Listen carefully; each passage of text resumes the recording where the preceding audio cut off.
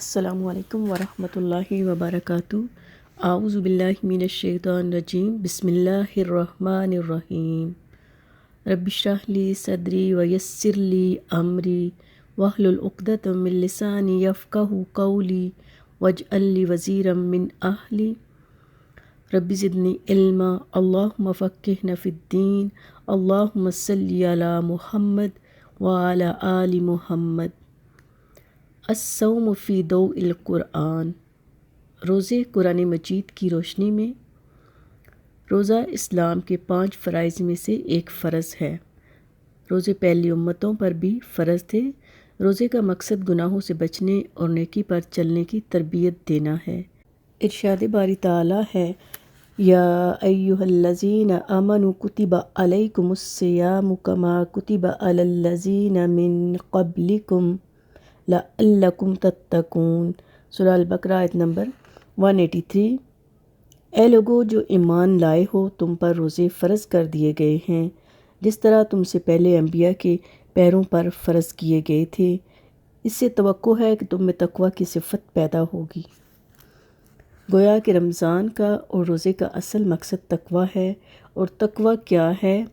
دل کے ڈر سے اللہ کے عذاب سے بچنے کے لیے اچھے کاموں کا کرنا اور برے کاموں سے بچنا، یا وہ کام کرنا جو اللہ کو پسند ہے اور وہ کام چھوڑنا جو اس کے ناپسندیدہ ہے۔ اس کے کرنے کے لیے انسان کو طاقت چاہیے اور وہ طاقت روزے سے حاصل ہوتی ہے۔ انسان جب روزہ رکھتا ہے تو کھانا پینا چھوڑ دیتا ہے، اپنی خواہشات کو کنٹرول کرتا ہے۔ تو بار بار خود کو کنٹرول کرنے کی جو تربیت انسان کو روزے کی حالت میں حاصل ہوتی ہے، وہ باقی زندگی میں اس کو فائدہ دیتی ہے۔ جس طرح وہ اللہ کے حکم سے حلال چیز کو چھوڑ دیتا ہے، اسی طرح اللہ کے حکم سے حرام کو بھی چھوڑنے پر قدرت حاصل ہوتی ہے۔ رمضان کا مہینہ پانے والے ہر مسلمان پر پورے مہینے کے روزے رکھنا فرض ہے۔ مسافر اور مریض کو روزہ نہ رکھنے کی رخصت ہے، لیکن رمضان کے بعد ان دنوں کی قضا ادا کرنی ضروری ہے۔ مریض یا مسافر پر روزہ چھوڑنے کا کوئی کفارہ نہیں۔ رمضان کا مہینہ اللہ تعالیٰ کی خصوصی عبادت اور حمد و ثنا کا مہینہ ہے۔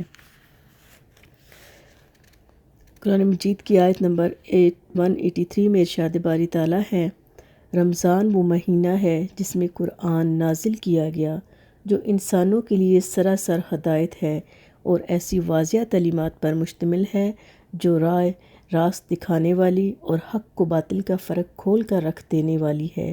لہٰذا اب سے جو شخص اس مہینے کو پائے، اس کو لازم ہے کہ اس پورے مہینے کے روزے رکھے، اور جو کوئی مریض ہو یا سفر پر تو وہ دوسرے دنوں میں روزوں کی تعداد پوری کرے۔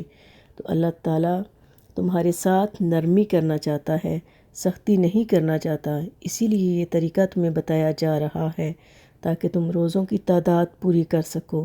اور جس ہدایت سے اللہ نے تمہیں سرفراز کیا ہے، اس پر اللہ تعالیٰ کی کبریائی کا اظہار اور اعتراف کرو، یعنی اللہ کی بڑائی بیان کرو اور شکر گزار بنو۔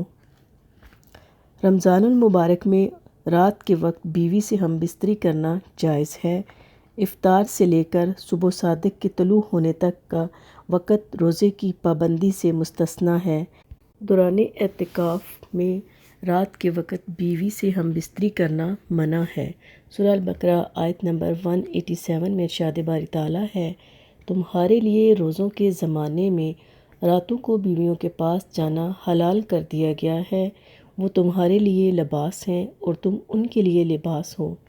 اللہ تعالیٰ کو معلوم ہو گیا کہ تم لوگ چپکے چپکے اپنے آپ سے خیانت کر رہے تھے، مگر اس نے تمہارا قصور معاف کر دیا اور تم سے درگزر فرمایا۔ اب تم اپنی بیویوں کے ساتھ شب باشی کرو اور جو لطف اللہ نے تمہارے لیے جائز کر دیا ہے اسے حاصل کرو، نیز راتوں کو کھاؤ پیو، یہاں تک کہ تم کو سیاہ شب کی دہاڑی سے سپیدہ صبح کی دہاڑی نظر آ جائے، تب یہ سب کام چھوڑ کر رات تک اپنا روزہ پورا کرو۔ اور جب تم مسجد میں اعتکاف میں ہو تو بیویوں سے مباشرت نہ کرو، یہ اللہ تعالیٰ کی باندھی ہوئی حدیں ہیں، ان کے قریب نہ پھٹکنا۔ اس طرح اللہ تعالیٰ اپنے احکام لوگوں کے لیے یعنی باوضاحت بیان کرتا ہے، توقع ہے کہ وہ غلط رویے سے بچیں گے۔ ان دونوں آیات کی روشنی میں کیا پتہ چلتا ہے؟ ایک تو آیت نمبر 185 سے کہ روزوں کی تعداد پوری کرنی ہے۔ دوسرے دنوں میں جو بھی ہم سے بیماری کی وجہ سے یا سفر کی وجہ سے یا کسی بھی شرعی عذر کی وجہ سے جو بھی روزے چھوٹ جائیں تو ان کی تعداد پوری کرنی ہے۔ اور دوسری حدیث آیت سے بھی پتہ چلتا ہے کہ جو حکم اللہ تعالیٰ نے دیے ہیں وہ بہت واضح اور کلیئر ہے۔ ان احکام پہ ہمیں ان کے اوپر پورا عمل کرنا ہے۔ اللہ تعالیٰ سے دعا ہے کہ اللہ تعالیٰ ہمیں ان احکام کو سمجھنے اور عمل کرنے کی توفیق عطا فرمائے۔ سبحانک اللہم و بحمدک، اشہد ان لا الہ الا انت، استغفرک و اتوب الیک۔ السلام علیکم ورحمۃ اللہ وبرکاتہ۔